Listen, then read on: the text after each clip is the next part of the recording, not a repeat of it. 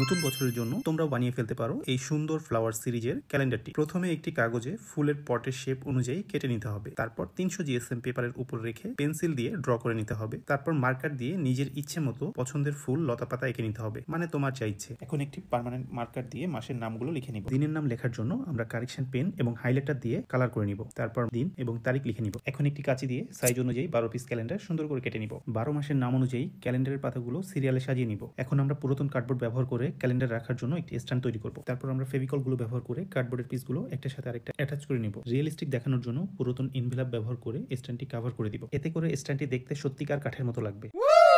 পরবর্তীতে এনভেলপ পেপারের উপর ফেক কাঠের পিসগুলো গ্লু দিয়ে অ্যাটাচ করে দিব। মাঝখান থেকে 6 মিলিমিটারের মতো জায়গা রাখতে হবে, যাতে করে ক্যালেন্ডারের পাতাগুলো শক্তভাবে আটকে থাকে। তৈরি হয়ে গেল আমাদের ক্যালেন্ডারটি। তোমরাও চাইলে আমাদের আইডিয়াটি ফলো করতে পারো। আর পরবর্তীতে কোন টিউটোরিয়ালটি দেখতে চাও কমেন্ট করে জানাও।